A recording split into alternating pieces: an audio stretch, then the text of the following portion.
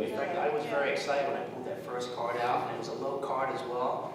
And of course, it was hearts, and as a magician, you go, okay, you're always trying to get the suit, and then you go, oh, it's hearts. Oh, well, yeah, it's supposed to be a heart. And then it's like a low card, too, and she got it right. So I was very excited for you at that moment. I was not allowed to do it this time, because things are going to happen the right time. It all has.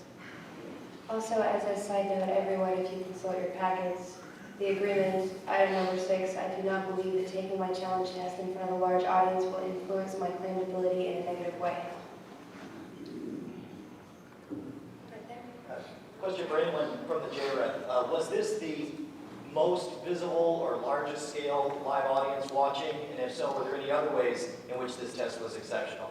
I suspect that it probably was the most widely viewed, not only from live audience right in the auditorium, but on the internet at the same time, I'm told. And how many did we have? 1,700 or something? We had approximately 600 to 700 in the room with us. We're amazingly quiet. You guys amazed me. Yeah. Yes. Oh, that amazing quiet. And there were 1,700 people watching live on the internet at the peak. You know, it comes and goes. And a lot of them were from Sweden. Actually, at one point, I had to moderate the chat room because people were talking in Swedish. I'm sorry. So my answer to that would be, though, Jeff, I think that you'll agree with me, this is probably the most widely live viewing of any test that we've done. Absolutely. This was the most visible, most widely promoted, and most viewed test we have ever done. Okay, Mark? I just have one question in summation. What I hear you saying is that this experience is a stepping stone to something greater, and you're either ready for it or you're not, and there is some reason why you're here that may not have anything to do with playing cards. Am I understanding? It is true. Okay, I just wanted to get that. Right. If I can ask a question. Knowing the test protocol beforehand, did you practice at all? Get some envelopes and cards? I don't have some. We get this answer all the time, though, from people. We always ask them specifically, please try a double-blind test under the conditions that we've outlined, and please do test yourself independently. And in every case without fail, people said, no, I don't need to do that because I know it's going to work. So I'm just pointing that out. Maddie, if you look in the packet, Maddie has worked with people before where she's guessed cards that were face down, but not the envelopes were face down, right? Numbers, I think. Numbers, yeah. Numbers, yeah. Numbers. Okay, Michael? Yeah, a question for the JREF. Was there any concern with something this large scale about exploiting and tests this large scale? Is there any concern in exploiting mentally ill Great question.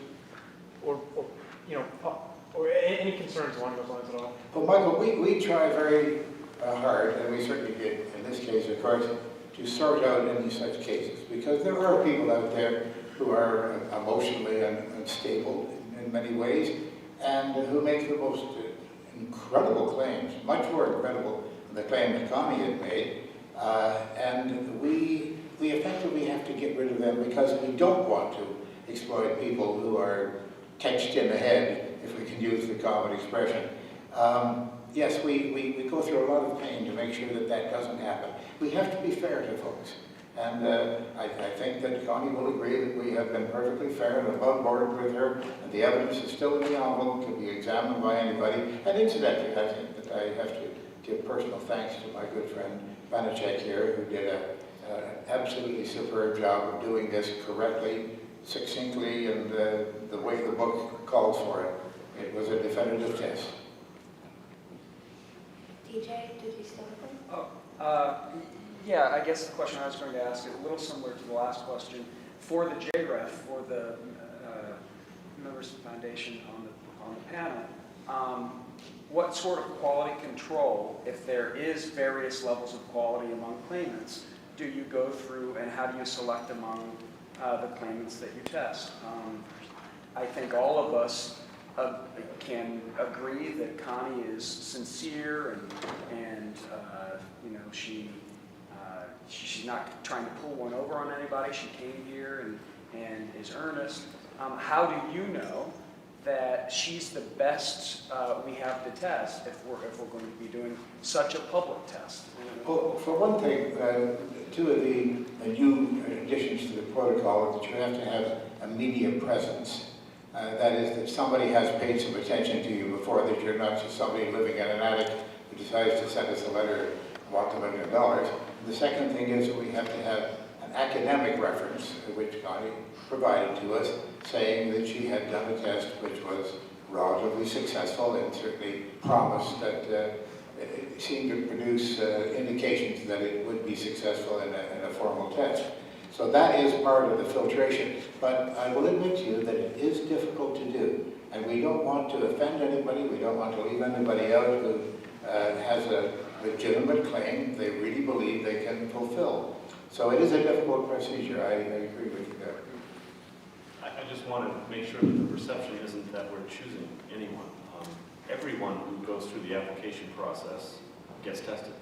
So we don't have, oh, let's test this one, or let's test that one. Every single person who goes through the application process gets tested. If, in fact, they have a testable claim.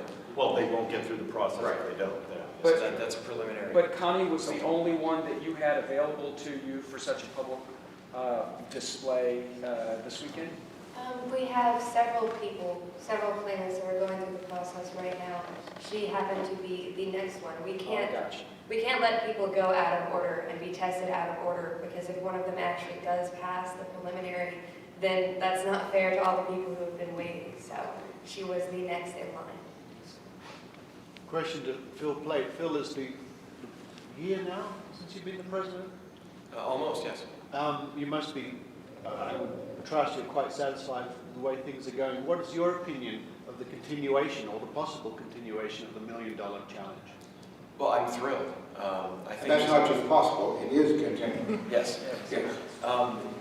In what state it will continue, we're still working on. That's what I mean. I wasn't Yes. sure that, The $1 Million Challenge, I think, is a fascinating tool to test claimants and to see how this works, to give the public a chance to see how this works.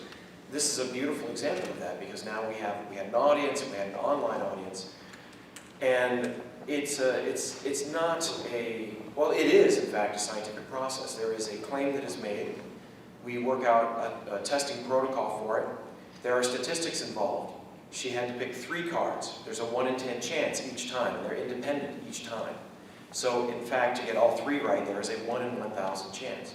Now, if we were to run this test 1,000 times, there would be a much higher chance of somebody winning. But in each individual test, it's 1 in 1,000.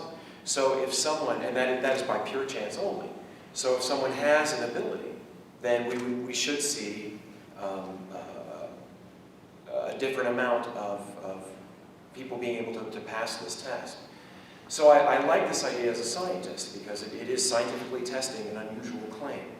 And I like the idea that we're going to continue it, because I think it's an excellent tool for this. It shows the public how this all works. It shows the public how skeptics analyze evidence.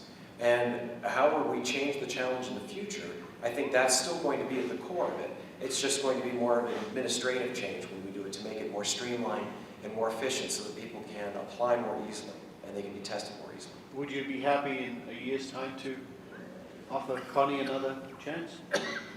That's a protocol question that would go to Jeff or Alice, and how that works. Yes, she can be tested if she reapplies and fits the qualifications that are in place at that time.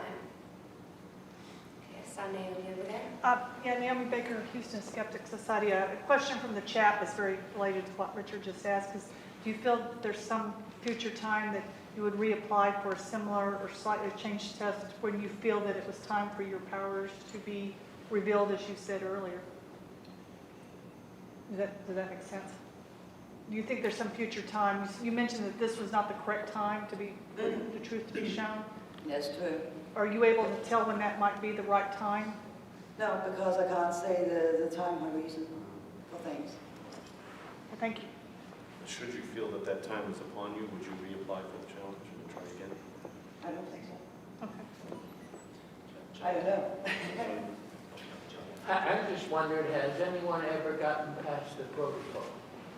Past the preliminary testing? No one has ever passed the preliminary test in the history of the challenge.